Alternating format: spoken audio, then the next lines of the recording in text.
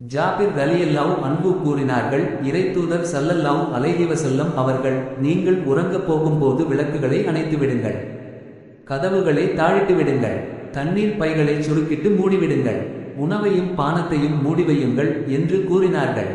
அதன் மீது ஒரு குச்சியை குறுக்காக வைத்தாவது மூடிவையுங்கள் என்று நபி ஸல்லல்லாஹு அலைஹி வஸல்லம் அவர்கள் சொன்னதாக எண்ணுகிறேன். அபூ மூசா ரலியல்லாஹு அன்ஹு அறிவித்தார்கள், மதீனாவில் இரவு நேரத்தில் ஒரு வீட்டில் தீ விபத்து ஏற்பட்டது. அதில் வீட்டுக்காரர்களும் இருந்தனர்.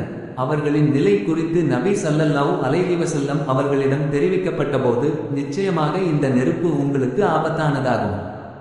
எனவே நீங்கள் உறங்கச் செல்லும் போது நெருப்பை அணைத்து விடுங்கள் என்றார்கள்.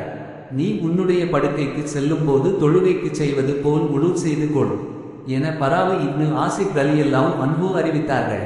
இறைத்தூதர் ஸல்லல்லாஹு அலைஹி வஸல்லம் அவர்கள் கூறினார்கள், நீங்கள் படுக்கைக்கு சென்றால் உங்கள் ஆடையின் ஓரத்தால் 3 முறை விரிப்பை தட்டிவிடுங்கள்.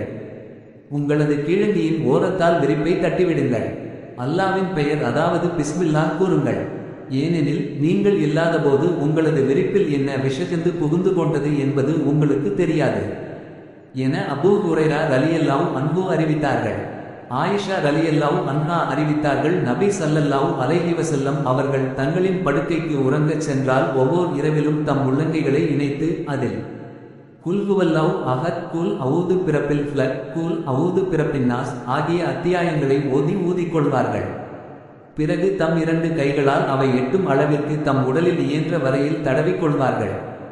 முதலில் தலையில் ஆரம்பித்து பிறகு முகம், பிறகு தம் உடலின் முற்பகுதியில் கைகளால் தடவிக்கொள்வார்கள். இவ்வாறு 3 முறை செய்வார்கள்.